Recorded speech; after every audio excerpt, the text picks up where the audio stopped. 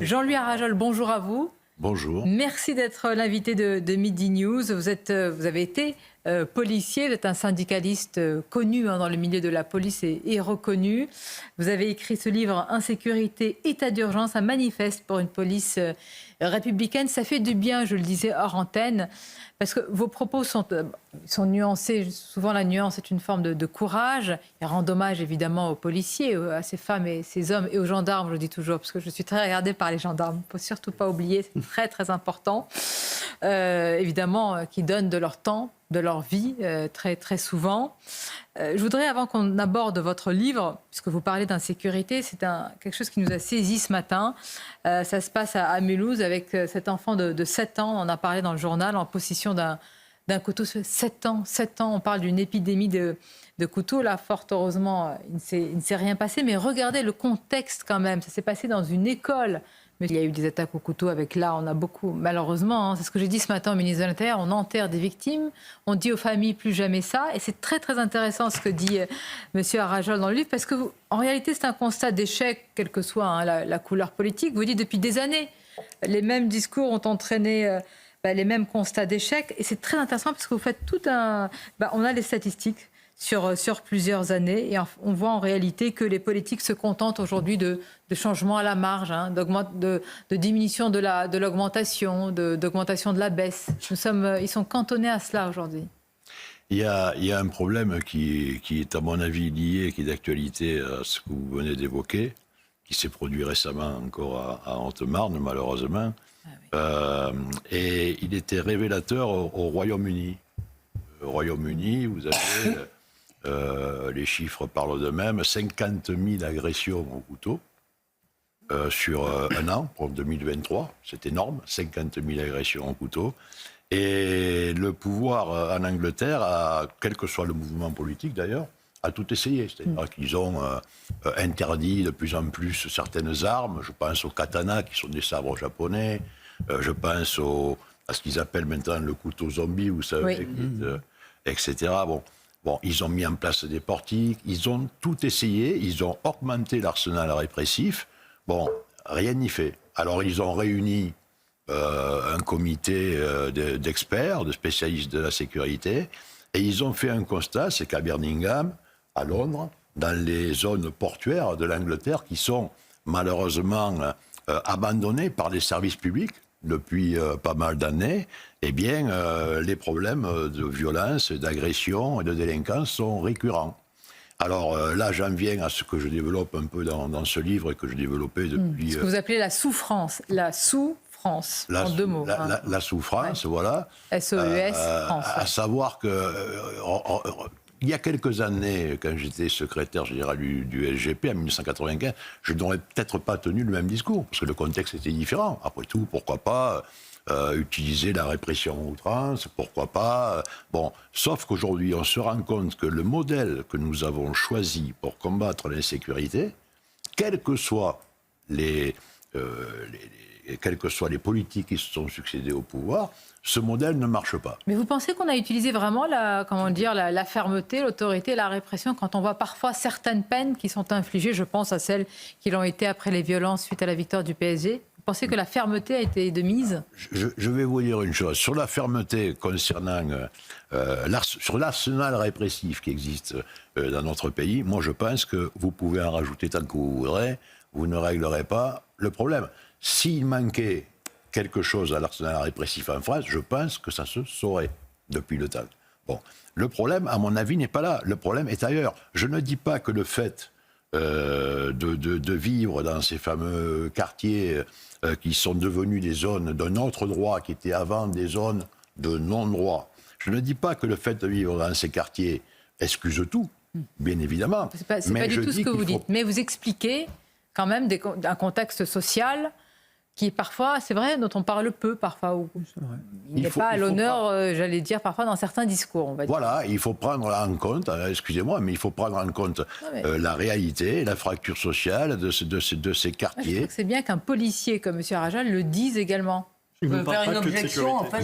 C'est vrai. Et le problème, c'est que juste sur ce point-là, parce que je sais qu'il nous reste peu de temps et que Philippe peut vous parler, mais il me semble que cette question sociale a été trop brandi, c'est ce qu'on a appelé la politique de l'excuse, dès qu'il y avait une délinquance. Il vous répond. Il vous répond. Si je peux me permettre, je fais toujours référence dans tous mes livres à deux dérives. Il y a la dérive dont on parle beaucoup, parfois critiquée, qui est la dérive ultra-répressive, mais il y a une dérive qui existe depuis des années, mais il y a une dérive également dont il faut parler. Les deux font obstacle à l'essence même d'une lutte contre l'insécurité républicaine, c'est la dérive laxiste, angélique, celle que j'appelais à mon époque dans mon premier livre, les flics nounous. Oui. C'est-à-dire qu'on demandait aux policiers d'être des assistantes sociales, etc. Le juste milieu, c'est le juste milieu qu'il faut, à mon sens. Mais par exemple, la France périphérique, hémorragie des services publics, ce ne sont pas les zones les plus criminogènes. Pardon, excusez-moi. La France périphérique, il y a une hémorragie des services publics. Et pourtant, ce ne sont pas les zones les plus criminogènes. Pourquoi ? Oui, mais comment ça ? Attends, non, c'est quelques années, c'est pas le cas. Oui, il y a quand même. Ça commence. C'est pas les plus Ça commence, c'est partout, mais c'est pas les plus. Ça reste parfaitement. moi, je me base. Je préfère la réponse de monsieur, pardonnez-moi, oui. Moi, je me base sur les statistiques et le modèle qu'on a employé. Donc, je faisais allusion aux deux dérives.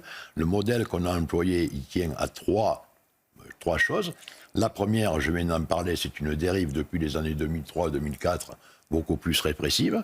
L'autre caractéristique de ce modèle, c'est la segmentation de la sécurité. Ça, je tiens à le préciser, ça m'apparaît très important. C'est-à-dire que le service de public de sécurité, il a été de plus en plus délaissé. Ça a laissé place à la municipalisation, à la territorialisation. Oui, ça nous sommes d'accord, tout à fait. La multiplication des polices, c'est le système américain. Oui. Et on voit où ça conduit, les événements de Los Angeles 1992. oui. On ne va pas dire que ce soit un succès. Non, bon. Enfin, on a les mêmes aujourd'hui. Voilà. Ouais. Le système, c'est privation de liberté à outrance. On a abordé il y a peu de temps pour d'autres sujets d'actualité l'univers carcéral. Bon. Privation de liberté à outrance, vous trouvez ? Alors on a développé les prisons sans barreaux, les aménagements de peine, le sursis, et même le garde des Sceaux dit que c'est plus possible. En fait, votre premier point est très discutable, monsieur Arrajol. C'est que je n'ai jamais connu de dérive répressive. Je connais au contraire une grande faiblesse répressive. On a toutes les armes dont on a besoin, mais on ne les applique pas. Alors ça, c'est profondément, aussi bien la police, la gendarmerie, et ça n'est pas de leur faute, que la justice qui a une mauvaise conscience lorsqu'elle... Et on a 1000 excuses pour ne pas être ferme. Philippe, il vous répond parce qu'il nous reste peu de temps, allez-y. Oui, non mais écoutez, c'est très simple. Bon, moi je pars du principe que l'arsenal, je le répète, répressif existe dans ce pays. Bon, que tout est... Le problème, vous avez raison, il faut que les lois qui existent soient bien évidemment appliquées. Et oui, c'est quand même un sacré problème. Et les peines. Et les peines soient appliquées. Ceci étant, il y a des choses fondamentales qu'il faut rappeler quand même. Hein. Il y a des polices et des justices à deux vitesses. Ça ne peut pas résoudre les problèmes de la société française. Excusez-moi de le dire. Mais pourquoi vous excusez ? Moi, je me rappelle à l'époque, lorsque j'étais militant syndical et que j'étais à la tête d'un syndicat de police, on demandait à nos collègues policiers d'aller arrêter un fumeur de joints. D'accord ? Et vous aviez des vedettes du business qui se vantaient dans les colonnes de certains journaux de prendre de la cocaïne. Totalement d'accord. Attendez, s'il vous plaît. Quand vous avez des élus... Attendez, Philippe et Elisabeth, s'il vous plaît. Quand vous avez des élus aujourd'hui, des représentants de la République, et je ne critique pas et je ne veux surtout pas m'immiscer dans les affaires de justice, que je respecte. D'accord ? Eh bien, quand vous avez aujourd'hui des gens qui détournent des centaines de milliers d'euros et des millions d'euros et qui ont du sursis ou autre, et qu'après vous allez demander à des policiers, 15 000 blessés quand même tous les ans, et c'est au politique qui est mené aujourd'hui, quand vous allez demander à des policiers après d'arrêter un fumeur de pétard, ou quand vous allez expliquer à un jeune, dans un quartier, pas dans un quartier ou ailleurs, parler de l'exemplarité, qu'il faut respecter la loi, il y a quand même un problème de République complètement. Alors, vous savez ce qu'on va faire ? Mais pourquoi vous excusez ? Ne le faites surtout pas, on vous reçoit avec plaisir. Attendez, comme on a eu une actualité internationale très chargée, je vais proposer à M. Arrajol, qui n'est pas sur la région parisienne, je crois.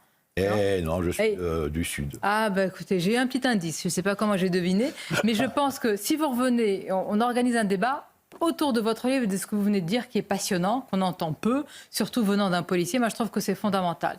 Donc là, on a présenté le livre, et ce que je vous propose, c'est que d'ici une semaine, quelques dizaines de jours, vous revenez, et on en fait un thème de débat. Ce sera un très bien. plaisir. Votre livre a été préfacé par Marine Tondelier, je le dis au passage. Je vais vous dire pourquoi. Non, mais ne vous défendez pas. Je ne me défends pas, mais je suis heureux.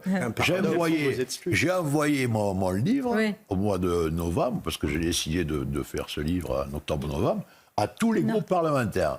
Elle a répondu.